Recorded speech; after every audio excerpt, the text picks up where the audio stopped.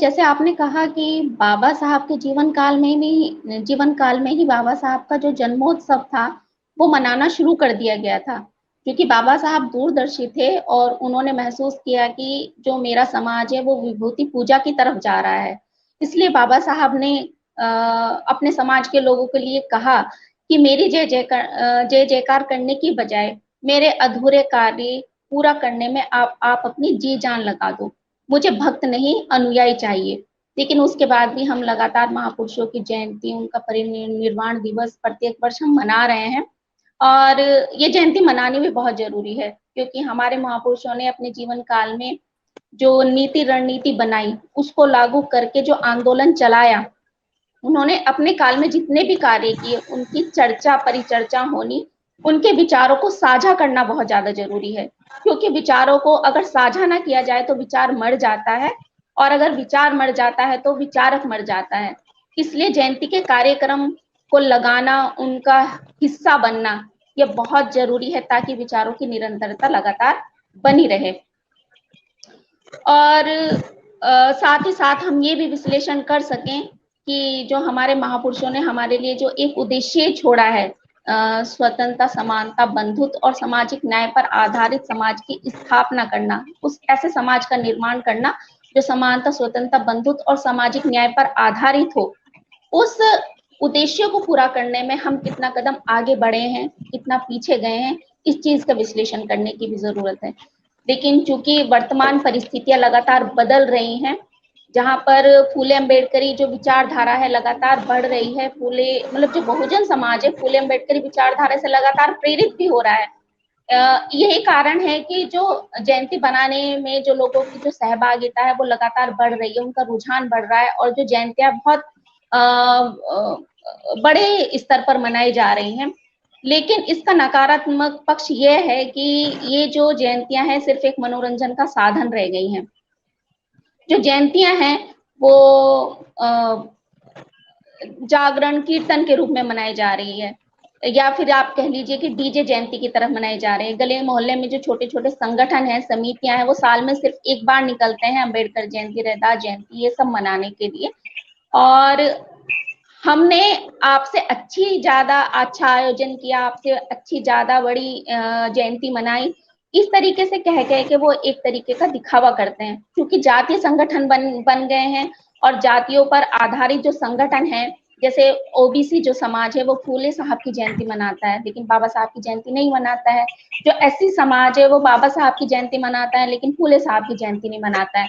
और उत्तर भारत में तो स्थिति ये है कि जो संत शिरोमणि गुरु रविदास की जयंती मनाकर ही लोग बाग खुश हैं। तो जयंती का ये जो स्वरूप है, जो नकारात्मक जो पक्ष है, ये मतलब वैचारिकी कम और आस्था पे ज्यादा आधारित है, जो कि इस जो आंदोलन है बहुजन समाज का, उस आंदोलन में कहीं ना कहीं बहुत नुकसान पहुंचा रहा है। और जो बहुजन समाज का जो शिक्षित वर्ग है, जो समाज को जिसको नेतृत्व देना चाहिए वो नेतृत्व नहीं दे पा रहा है, क्योंकि जो नेतृत्व देने वाला जो शिक्षित युवा वर्ग है वो सामाजिक नेतृत्व ना देकर वो राजनीतिक नेतृत्व देने के लिए ज्यादा तत्पर है। और अपनी इस भावना को व्यक्त करने के लिए वो प्रतिमाएं हैं उन पे फूल चढ़ाता है, मालाएं चढ़ाता है। इसलिए स्थिति एक ऐसी बन गई है कि मूर्तियों पर माला और विचारों पर ताला। अब जो कि हमारा शिक्षित वर्ग है उसको ये समझने की जरूरत है, और बामसेफ लगातार इस चीज के लिए कार्य भी कर रहा है कि जो नेता है या जो नेतृत्व है वो एक सामाजिक टर्म है, जिसमें समाज को नेतृत्व देने की नियत होगी, काबिलियत होगी, वह समाज का नेता ही रहेगा। चुनावी राजनीति बहुत बाद की बात है। जिसके पास समाज को देने के लिए कुछ भी नहीं है, वो जिंदगी भर चाहे चुनाव जीतता रहे या हारता रहे, वो समाज का नेता कभी नहीं हो सकता। इस चीज को युवा वर्ग को समझाने की, उस चीज पे चलने की बहुत ज्यादा आवश्यकता, और इसके लिए लगातार बामसेफ काम भी कर रहा है। चूंकि मैंने अपने आसपास भी देखा है जो इस तरीके के जो लोग हैं जो राजनीतिक नेतृत्व की ओर ज्यादा तत्पर हैं, जब उनसे बात की जाती है कि आप अम्बेडकर को कितना समझते हैं, तो बोलते हैं कि हम तो कट्टर अम्बेडकरवादी हैं। कट्टर अम्बेडकरवादी मतलब अतिवादी। अब हम अतिवादी को इस तरीके से देखते हैं, क्योंकि जो अतिवादी लोग हैं वो चेतना और विवेक में निम्न स्तर पर होता है, इसलिए उसका इस्तेमाल आसान हो जाता है। और जो शोषक वर्ग है वो अतिवादियों को चिन्हित करता है, उन्हें टारगेट करता है और उन्हीं को शोषितों के खिलाफ अपनी सत्ता बनाए रखने के लिए हथियार के रूप में प्रयोग करता है। क्योंकि अतिवादी महत्वाकांक्षी भी बहुत होता है इसलिए, और वो लालची भी होता है, इसलिए जो शोषक वर्ग है उसी समाज में अतिवादियों को बढ़ावा देते हैं और फिर उन्हीं का प्रत्यक्ष या अप्रत्यक्ष रूप से अपने हित में इस्तेमाल करते हैं। तो ये जो वर्तमान जो परिस्थितियां हैं जयंती मनाने की, वो जयंती कम है और दिखावा ज्यादा है, और जो अतिवादी लोग हैं वो शासकों द्वारा उनका प्रत्यक्ष या अप्रत्यक्ष रूप से किसी भी तरीके से अपने हित के लिए इस्तेमाल किया जा रहा है, जो कि इस आंदोलन के लिए बहुत ही ज्यादा नुकसानदेह है। वो जो देखने में भी आ रहा है, वर्तमान में बहुत सारे ऐसे उदाहरण मिल जाएंगे। चूंकि वर्तमान में संक्रमण काल चल रहा है और जितना कार्य हम क्रांति करने के लिए कर रहे हैं, उससे ज्यादा कार्य जो हमारा दुश्मन है वो प्रतिक्रांति करने के लिए कर रहा है। अब अगर हम देखें कि जो ज्योतिबा फूले के समय में जो स्थिति बिल्कुल अलग थी, वहां पे जो दुश्मन था वो सामने से सीधा विरोध करता था। बाबा साहब के समय में मामला थोड़ा और जटिल हो गया।